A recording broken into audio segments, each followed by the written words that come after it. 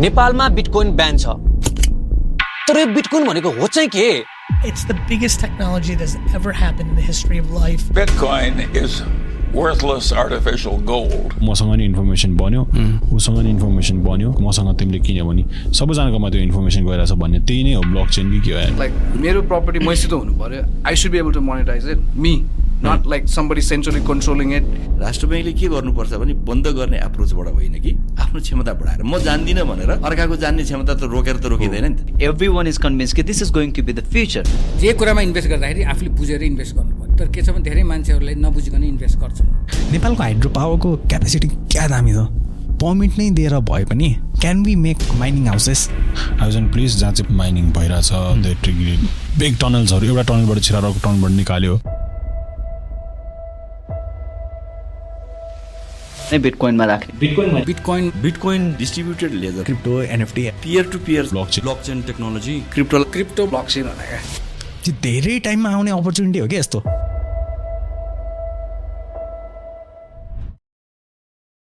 तीन वर्ष अगाडि बिटकोइन ब्लकचेन जस्ता टेक्नोलोजी एकदमै धेरै हाइपमा थिए र यही टेक्नोलोजी रिलेटेड स्टार्टअपहरूले संसारमा सबैभन्दा धेरै लगानी उठाइरहेका थिए. अब म पनि यही फिल्डमा लाग्छु भन्ने सोचेर मैले युट्युबमा बिटकोइन रिलेटेड टन्नै भिडियोहरू हेरेँ तर कसैले पनि मलाई बुझाउन सकेन. फेरि त्यही बेलामा सम्पत्ति शुद्धिकरण तथा आतंककारी क्रियाकलापमा प्रयोग हुने भन्दै नेपाल सरकारले बिटकोइन लगायत सबै क्रिप्टो करेन्सीहरूलाई ब्यान गरिदियो. आफूले बुझ्न पनि सकेका छैन. फेरि सरकारले पनि यसरी ब्यान गरिदिएपछि मैले चाहिँ यो क्रिप्टो करेन्सीहरू स्क्याम नै होला भन्ने सोचेर यसमा फर्दर अध्ययन नै रोकिदिएँ. तर आजको दिनमा आउँदा बिटकोइनको भाउ 1 करोड भन्दा पनि धेरै छ. अर्थात् मैले 2015 मा 25,000 को मात्र बिटकोइन किनेको भए आज मसँग 1 करोड भन्दा पनि धेरै हुने रहेछ. यही देखेर अचम्म र दुःख दुवै लागेर मैले यसमा निरन्तर अध्ययन गरेको मेरो साथीलाई स्टुडियोमै बोलाएर 2 हप्तासम्म लगातार अध्ययन गरी तपाईहरुको सामु बिटकोइनको अल्टिमेट भिडियो ल्याएको छौं. यो भिडियोमा हामी बिटकोइन जस्तै हाम्रो आफ्नो सिस्टम बनाएर र हामी साथीहरु बीचमा ट्रान्ज्याक्सन गरेर तपाईलाई बिटकोइनले वास्तवमा कसरी काम गर्छ बुझाएर छाड्ने छौं. त्यसैले तपाईलाई बिटकोइनको बारेमा एकदमै गहिराईमा जान्न मन छ भने चिया कफी के चाहिन्छ लिएर यो 30 मिनेटको भिडियो अन्त्यसम्म हेर्नु होला.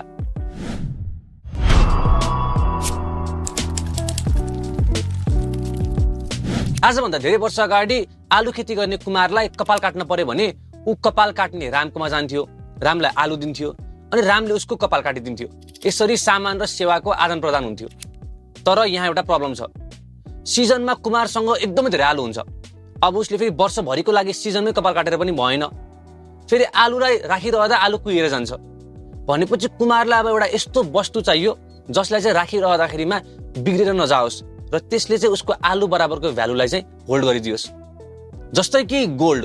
अब कुमारले सिजनमा आफ्नो सबै आलु बेचेर गोल्ड लिएर राख्छ अनि अफ सिजनमा उसले त्यही गोल्ड प्रयोग गरेर कपाल काट्ने तथा अन्य कामहरू गर्छ. तर यसमा पनि प्रब्लम छ. ठुलो कारोबार गर्दा धेरै गोल्ड बोक्न गाह्रो पनि हुन्छ. फेरि कसैले लुट्दिन पनि सक्यो र कसैले मिसआउट गरेर ठगी पनि गर्न सक्यो. त्यसैले वर्ल्ड चाहिँ अब पेपर मनीतिर शिफ्ट भयो. सुरुमा यो नोट छाप्नको लागि सुन धितो राख्नु पर्थ्यो. तर बिस्तारै अर्थतन्त्र कन्ट्रोल गर्नको लागि सेन्ट्रल ब्याङ्कले यो सुन धितो राख्न पर्ने नियमलाई चाहिँ हटाइदियो.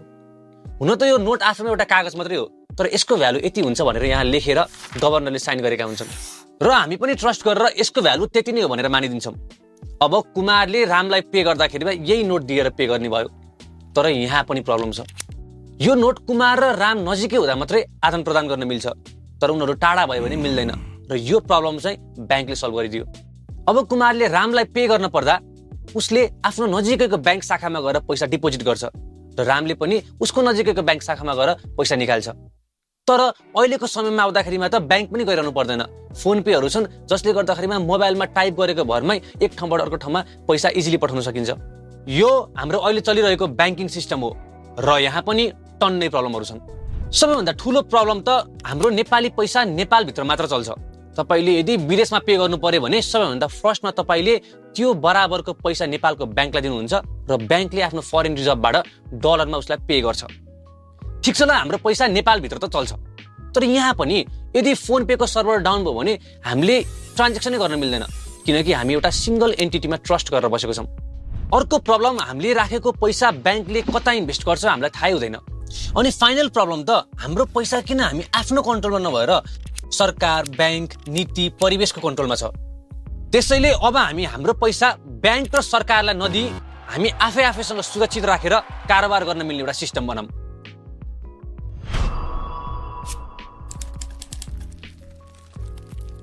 अब हामी हाम्रो आफ्नै सिस्टम बनाउनुभन्दा अगाडि अहिले चलिरहेको ब्याङ्किङ सिस्टमले कसरी काम गर्छ बुझौँ है त।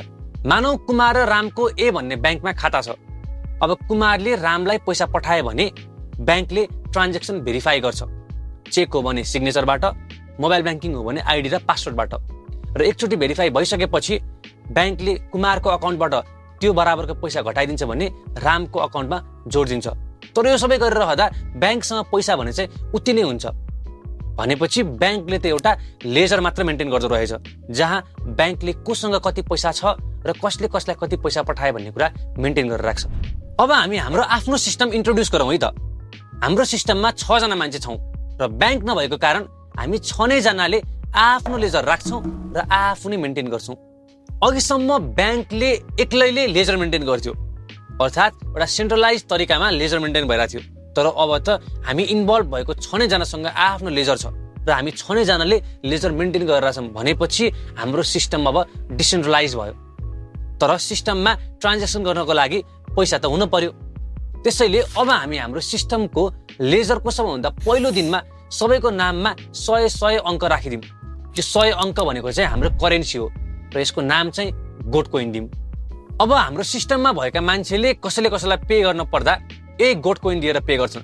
फेरि यो गोट कोइन दिने भनेको चाहिँ फिजिकल करेन्सी दिने चाहिँ होइन। यो गोट कोइन त मात्र एउटा अङ्क हो, हाम्रो लेजरभित्र लेखिएको अङ्क। त्यसैले कसैलाई पे गर्दा यो अङ्क मात्र घटी बढी हुन्छ लेजरमा।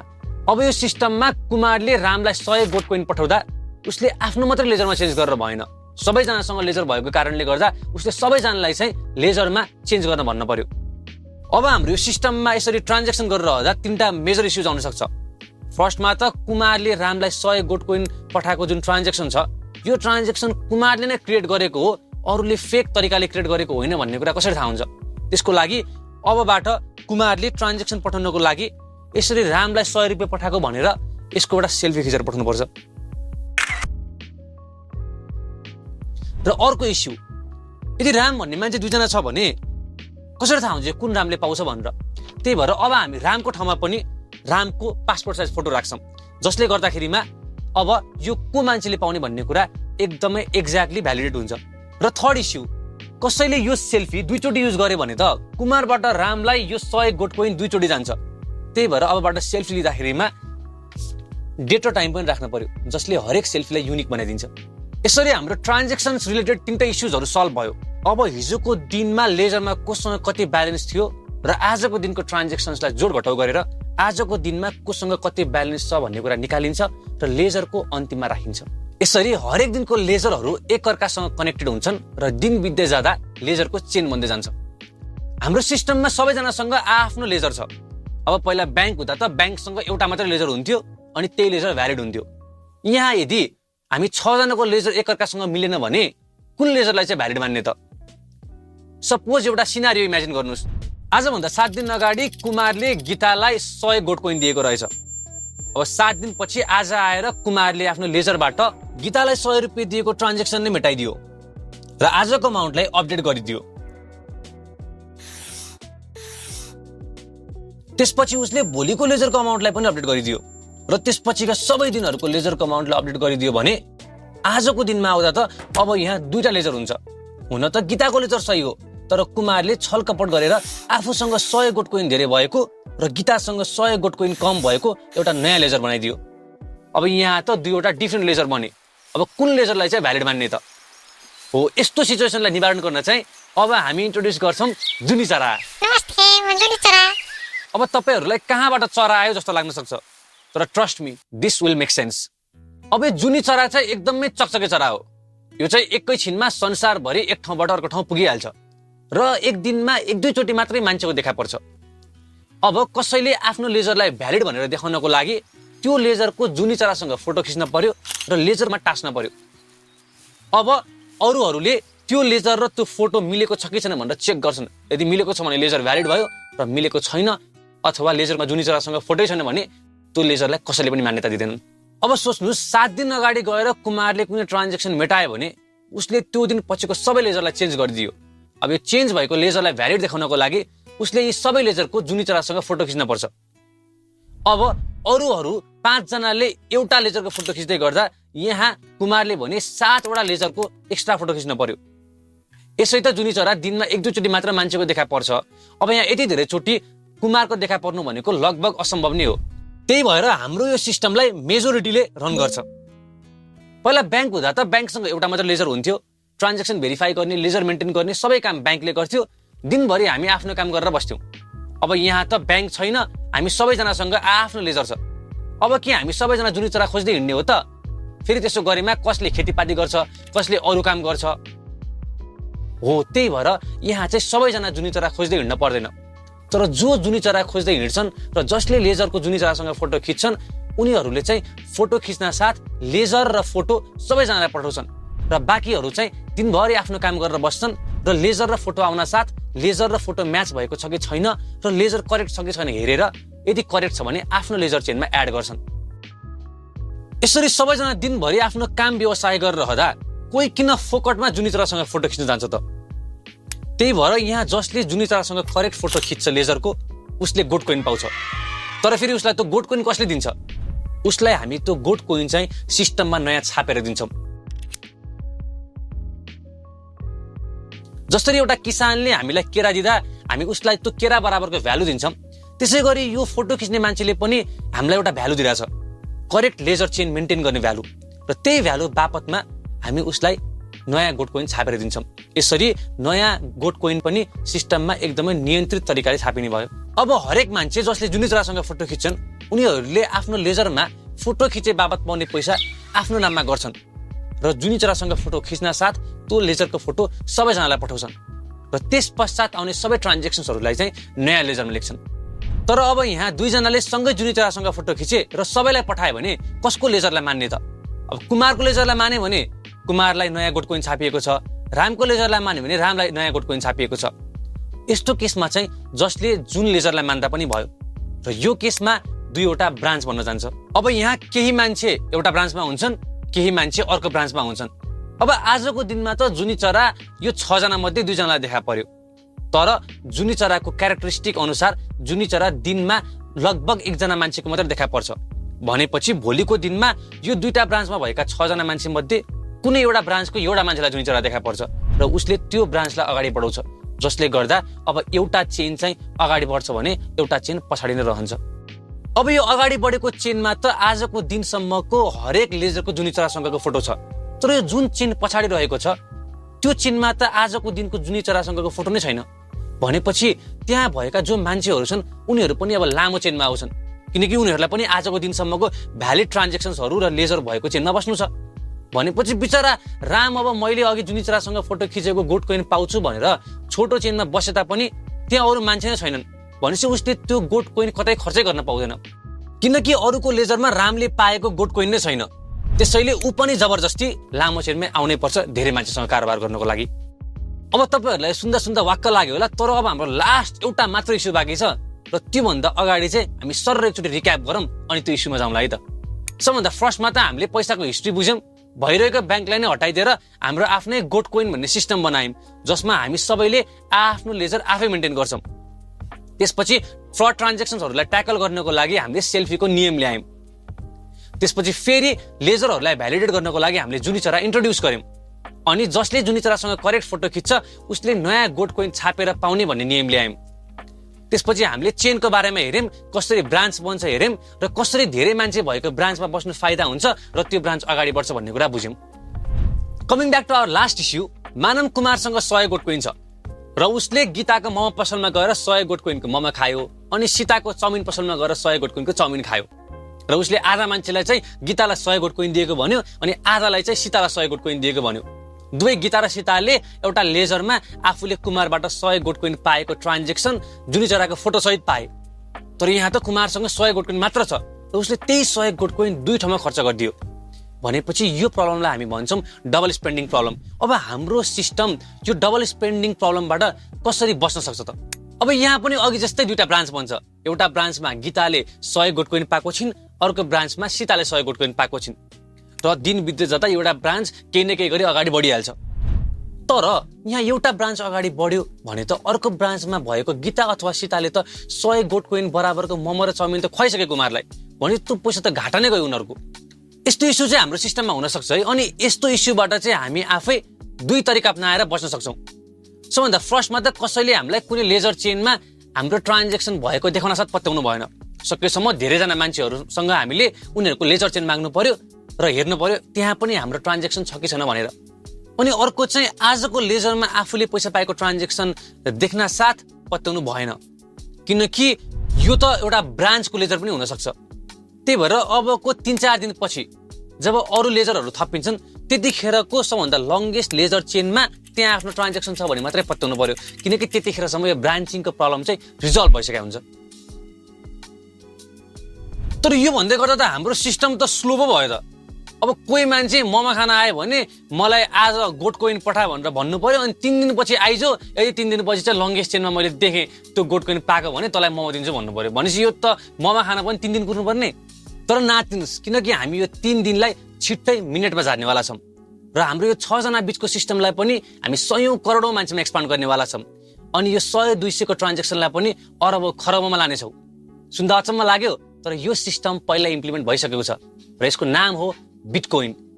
अनि अहिलेसम्म हामीले तपाईँलाई भनेको त एउटा एनालोजी मात्रै हो र तपाईँले यदि यो एनालोजी बुझ्नु भयो भने बिटकोइन पनि 100% बुझ्नुहुन्छ। तपाईँको अहिलेको चिया कफी सकियो होला, त्यसलाई रिफिल गर्नुहोस् र अब हामी जाम बिटकोइनतिर। Let's go.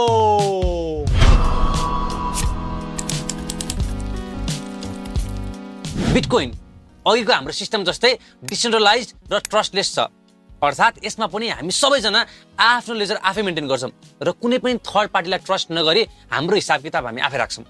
अब चाहिँ हामी हाम्रो सिस्टम र बिटकोइनलाई इन्टर रिलेट गर्दै मजाले बुझौँ है त। सबैभन्दा फर्स्टमा त हाम्रो सिस्टममा हामी सेल्फी खिचेर एउटा ट्रान्जेक्सन क्रिएट गर्थ्यौँ। अब त्यो सेल्फीको काम चाहिँ यहाँ बिटकोइनमा पब्लिक की, प्राइभेट की र डिजिटल सिग्नेचरले गर्छ। अघिको हाम्रो सिस्टममा तपाईँले ट्रान्जेक्सन क्रिएट गर्नको लागि एउटा सेल्फी खिच्नुहुन्थ्यो र त्यो सेल्फी तपाईँ बाहेक अरूले खिच्न सक्थेन। भनेपछि तपाईँको सेल्फी भनेको चाहिँ तपाईँको डिजिटल सिग्नेचर हो। अब तपाईँको सेल्फी किन तपाईँले मात्र खिच्न सक्नुहुन्थ्यो, किनकि तपाईँको सेल्फीमा त तपाईँको आफ्नो अनुहारै युज हुन्थ्यो नि त। भनेपछि तपाईँको अनुहार भनेको चाहिँ प्राइभेट की भयो। अनि अरू मान्छेहरूले तपाईँको सेल्फी हो भनेर कसरी थाहा पाउँथे, किनकि उनीहरूसँग तपाईँको पासपोर्ट साइज फोटो हुन्थ्यो जसबाट तपाईँको सेल्फी क्रिएट गर्न मिल्दैन, तर तपाईँको सेल्फीसँग भ्यालिडेट चाहिँ गर्न मिल्छ। हो, त्यो काम चाहिँ यहाँ पब्लिकले गर्छ। जसरी तपाईँको सेल्फी पहिला तपाईँ र ट्रान्जेक्सन मेसेज मिलेर बन्थ्यो, यहाँ पनि डिजिटल सिग्नेचर, प्राइभेट की र ट्रान्जेक्सन मेसेज मिलेर बन्छ। यो सबै किजहरू चाहिँ नम्बरहरू हुन्। नम्बर हो भने तेरो त प्राइभेट की गेस गर्दै हाल्छु फुच्चे। अब यो गेस गर्न चाहिँ कति गाह्रो छ भन्ने कुरा बुझौँ है। यो प्राइभेट की चाहिँ 0 देखि 2 को पावर 256 - 1 बिचको एउटा नम्बर हो। अब यो 2 को पावर 256 भनेको कति ठुलो हो बुझ्नको लागि हामी एउटा क्रिएट लियौँ। कल्पना गर्नुहोस्, हामीले 6000 वटा यस्तै क्रिएट लिई हरेक क्रिएटलाई 1, 2, 3 गर्दै 6000 सम्म नम्बर दियौँ र ती 6000 क्रिएट मध्ये एउटामा मात्र यो केरा राख्यौँ। अब यो केरा राखेको क्रिएटको नम्बर भनेको चाहिँ तपाईँको प्राइभेट की भयो। अब तपाईँले कुन नम्बरको क्रिएटमा केरा छ पत्ता लगाउनु पर्यो भने तपाईँले एउटा मात्र तरिका प्रयोग गर्न सक्नुहुन्छ। हरेक क्रिएट पाले पालो खोल्ने। तपाईँले प्रत्येक सेकेन्ड एउटा क्रिएट खोल्न सक्नुहुन्छ भने तपाईँलाई सबै क्रिएटभित्र हेर्न 6000 सेकेन्ड लाग्छ, जुन लगभग 1.5 घन्टा हुन्छ। अब 2 को पावर 256 भनेको कति ठुलो नम्बर हो भन्ने बुझ्न मानव तपाईँले 1 सेकेन्डमा एउटा होइन 100 खर्बवटा क्रिएट हेर्न सक्ने वरदान पाउनु भयो अरे र पृथ्वीभरका 8 अरब मान्छेहरूलाई पनि त्यही स्पिडमा केरा खोज्ने क्षमता दिनुभयो अरे।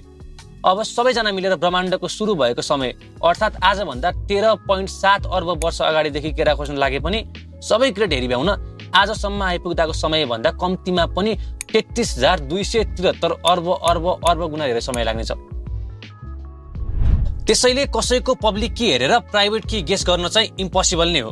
अब तपाईँलाई यत्रो ठुलो नम्बरहरूको बिचमा हिसाब चाहिँ कसरी हुन्छ जस्तो लाग्न सक्छ। त्यसको लागि चाहिँ हामी इलिप्टिक कर्भ क्रिप्टोग्राफी भन्ने म्याथमेटिक्स युज गर्छौँ। त्यही क्रिप्टोग्राफी युज हुने भएको कारणले गर्दा चाहिँ यो बिटकोइनहरूलाई क्रिप्टो करेन्सी पनि भनिन्छ।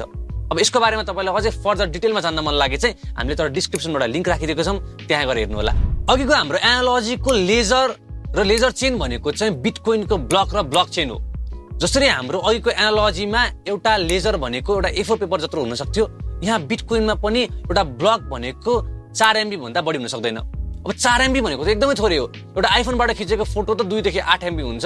अब यो 4 MB को ब्लकमा संसारभरि भएको यत्रो धेरै ट्रान्जेक्सन अट्छ त अब यो 4 MB को ब्लकमा सकेसम्म धेरै ट्रान्जेक्सन अटाउनको लागि अघिको हाम्रो लेजरको अन्तिममा भएको अकाउन्ट ब्यालेन्सेस भन्ने सेक्सनलाई हटाइदिउँ, किनकि कुनै दिन कसैले केही ट्रान्जेक्सन नै गरेको छैन भने उसको अघिल्लो दिन जति ब्यालेन्स थियो त्यति नै ब्यालेन्स आजको दिनमा पनि लेखिन्छ। यसले त मात्र ठाउँ मात्रै ओगट्यो, नयाँ केही इन्फर्मेसन नै दिएन। तर यसरी हरेक दिन कोसँग कति बिटकोइन छ भन्ने कुरा नै हटाइदिएपछि उसले आफूसँग भएको भन्दा धेरै बिटकोइन खर्च गर्न आँट्यो भने कसरी थाहा हुन्छ त? त्यसैले अबबाट ट्रान्जेक्सन गर्दाखेरिमा आफूले खर्च गर्न लागेको बिटकोइन उसले कहाँबाट खर्च गर्न आँटेको देखाउनुपर्छ। फर एक्जाम्पल, कुमारले रामलाई 10 बिटकोइन दिनु पर्यो भने अब उसले त्यो 10 बिटकोइन अगाडि कुन ट्रान्जेक्सनमा आफूले पाएको थियो त्यो ट्रान्जेक्सन देखाउन पर्यो। त्यसको लागि उसले ट्रान्जेक्सनको आइडी युज गर्छ। जसरी हाम्रो पहिला एनालोजीमा हरेक ट्रान्जेक्सन डेट र टाइमले गर्दा फरक हुन्थ्यो, यहाँ पनि हरेक ट्रान्जेक्सनको फरक आइडी हुन्छ र त्यही ट्रान्जेक्सन आइडीको मार्फतबाट कुमारले मैले यहाँ यति बिटकोइन पाएको थिएँ भनेर देखाउँछ। अब यहाँ सबै ट्रान्जेक्सनको आइडी फरक हुन एकदमै जरुरी छ। अनि फेरि सबैजनाले आफ्नो ट्रान्जेक्सन त आफै बनाउँछन् भनेपछि दुईजनाले सेम आइडीको ट्रान्जेक्सन बनाउँदैनन् भनेर कसरी कन्फर्म गर्ने त? त्यसको लागि हामी ह्यास नामक एउटा रोमाञ्चक म्याथ युज गर्छौँ। अब यो बुझ्नको लागि चाहिँ फेरि हामी अघिकै केरा र क्रेडको एक्जाम्पल लिउँ। अब सोच्नुहोस्, तपाईँले केरामा ठुलो विज्ञता हासिल गरेको एउटा कामदार राख्नुभयो अरे, जसले दुईटा केरामा एकदमै सानो भिन्नता पनि सजिलै छुट्याउन सक्छ। दुईटा केरा कम्प्लिटली एउटै नभएसम्म दुवैलाई छुट्टै नम्बरको क्रेडमा राख्छ। यहाँ केरा भनेको ट्रान्जेक्सन हो, कामदार भनेको ह्यासिङ फङ्सन हो र क्रेडको नम्बर भनेको ह्यास आउटपुट अर्थात् ट्रान्जेक्सन आइडी हो। हाम्रो ट्रान्जेक्सनको ह्यास निकाल्ने म्याथ कम्प्युटरले गर्छ। बिटकोइनको हरेक ट्रान्जेक्सनमा केही न केही भिन्नता हुन्छ, त्यसैले दुई फरक ट्रान्जेक्सनको ह्यास उस्तै हुन लगभग असम्भव छ। बिटकोइनमा युज हुने SHA-256 ह्यास फङ्सनले हरेक ट्रान्जेक्सनलाई 0 देखि 2 को पावर 256 - 1 को बीचमा कुनै एउटा नम्बर दिन्छ, अर्थात् कुनै एउटा क्रेडमा हालिदिन्छ। यही नम्बर नै ट्रान्जेक्सन आइडी हुन्छ। बिटकोइनको ट्रान्जेक्सनमा इनपुट र आउटपुट नामक दुईटा कोलम हुन्छन्। अब कुमारले कसैलाई बिटकोइन पठाउन छ भने उसले कसलाई कति बिटकोइन पठाउने हो उनीहरूको एड्रेसलाई आउटपुट कोलममा राख्छ भने उसले त्यो खर्च गर्न आँटेको बिटकोइन पहिला कुन ट्रान्जेक्सनमा पाएको थियो त्यो ट्रान्जेक्सनको आइडीलाई इनपुट कोलममा राख्छ। यसरी बिटकोइनमा हरेक बिटकोइन कताबाट आइरहेछ र कता गइरहेछ सबै ट्र्याक हुन्छ। कुनै पनि पब्लिक एड्रेसले कताबाट कति बिटकोइन पायो र कसलाई कति पठायो सबै थाहा हुन्छ, तर फेरि यो पब्लिक एड्रेस कसको भन्ने कुरा चाहिँ थाहा हुन्न। हाम्रो एनालोजीमा अकाउन्ट ब्यालेन्सेसको सेक्सनले लेजरको चेन मेन्टेन गरेको थियो, तर यहाँ बिटकोइनमा त हामीले 4 MB को ब्लकमै संसारभरि भएको टन्न ट्रान्जेक्सन अटाउने भनेर त्यो सेक्सन नै हटाइदियौँ। अब यहाँ कसरी चेन मेन्टेन हुन्छ त? त्यसको लागि चाहिँ हामीलाई एउटा यस्तो टेक्निक चाहियो जसले चाहिँ एकदम थोरै ठाउँ खाएरै ब्लकहरूको चाहिँ चेन मेन्टेन गरिदियोस्। त्यसको लागि चाहिँ अब हामी फेरि पनि ह्यास युज गर्छौँ। सुरुमा हामीले एउटा ब्लकभित्र भएको डेटाबाट त्यो ब्लकको ह्यास निकाल्न सकिन्छ। अब हामी के गर्छौँ भन्दा अहिलेको ब्लकको डेटाबाट निकालिएको जुन ह्यास छ त्यसलाई अब भन्दा नेक्स्ट ब्लकको डेटासँग जोड्छौँ र त्यो ब्लकको ह्यास निकाल्छौँ। यसो गर्दाखेरिमा अब यो ब्लकमा केही चेन्ज गर्यो भने त यो ब्लकको ह्यास चेन्ज भयो अनि यसपछिको ब्लकको पनि ह्यास चेन्ज भयो। यसरी यहाँ ब्लकहरूको चेन मेन्टेन हुन्छ। तर यो ब्लकको ह्यास निकाल्ने काम त कम्प्युटरले एकैछिनमा गर्छ। अब कसैले आजभन्दा धेरै अगाडिको ब्लकमा गएर केही चेन्ज गरिदियो भने त उसले एकैछिनमा सबै ब्लकहरूको ह्यास चेन्ज गरिदिइहाल्छ। त्यही भएर अब यहाँ पनि जुनी चरासँग फोटो खिच्न गाह्रो भए जस्तै केही एउटा गाह्रो काम चाहियो जसले गर्दा कसैले धेरै अगाडि गएर ब्लकको ह्यास चेन्ज गर्यो भने चाहिँ उसलाई एकदमै गाह्रो होस्। त्यसैले यो ब्लकलाई भ्यालिड देखाउनको लागि तोकिएको टार्गेट नम्बर भन्दा सानो ह्यास निकाल्न पर्यो, अनि त्यो भन्दा ठुलो ह्यास आएमा ब्लक इनभ्यालिड हुन्छ। जस्तै कि तपाईँले लुडो खेल्दा जेले आए पनि हुने भयो त सजिलो छ नि, केही न केही आइहाल्छ गट्टी फ्यालेसी। तर 3 भन्दा सानो नै निकाल्न पर्यो भने त गाह्रो भयो नि। त्यसको लागि तपाईँले धेरैचोटि अर्थात् धेरै समयसम्म ट्राई गर्नुपर्ने हुन्छ। तर टार्गेट नम्बर भन्दा सानो त कसरी ल्याउने, किनकि एउटा ब्लकको ह्यास त कन्स्ट्यान्ट हुन्छ, किनकि त्यहाँभित्रको डेटाहरू सबै कन्स्ट्यान्ट छ। अब एउटा यस्तो कुरा चाहियो जसलाई चाहिँ मान्छेले चेन्ज गर्न मिलोस् र जुन चेन्ज गरेपछि ब्लकको ह्यास चेन्ज होस्। त्यो भनेको चाहिँ एउटा नन्स भन्ने फिल्ड हो। अब यो फिल्डमा चाहिँ हामीले डिफ्रेन्ट नम्बरहरू ट्राई गर्न मिल्छ।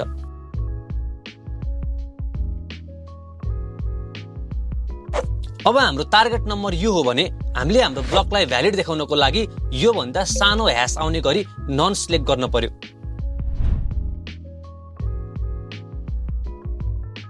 यही नन्स पत्ता लगाएर टार्गेट नम्बर भन्दा सानो ह्यास निकाल्ने प्रोसेसलाई नै माइनिङ भनिन्छ। अब कसैले अगाडि गएर कुनै ट्रान्जेक्सन चेन्ज गर्यो भने उसले फेरि सबै ब्लक पालो माइन गर्न पर्ने हुन्छ, जुन गर्न एकदमै धेरै रिसोर्सेस र टाइम लाग्छ।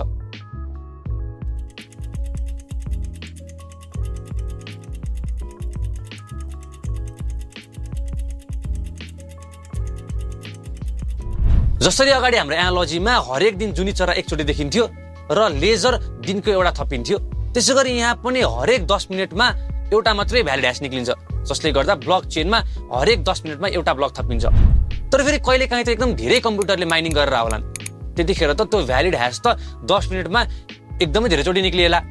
फेरि कहिलेकाहीँ एकदमै थोरै कम्प्युटरले माइनिङ गरिरहेछन् भने 20-30 मिनटसम्म पनि निकाल्न नसक्लान् भ्यालिड ह्यास। हो, यसको लागि चाहिँ जुन त्यो टार्गेट नम्बर छ, त्यो टार्गेट नम्बर चाहिँ कम्प्युटरहरू अनुसार चेन्ज हुन्छ। अर्थात् धेरै कम्प्युटिङ पावर मिलेर माइनिङ गरिरहेको छन् भने यो टार्गेट नम्बर सानो हुन्छ र डिफिकल्टी बढ्छ, र थोरै कम्प्युटिङ पावरले मात्रै माइनिङ गरिरहेको छ भने टार्गेट नम्बर ठुलो हुन्छ र डिफिकल्टी घट्छ। तर यो टार्गेट नम्बर चेन्ज चाहिँ कसले गर्छ त? यो टार्गेट नम्बर अल्गोरिदमले आफै चेन्ज गर्छ।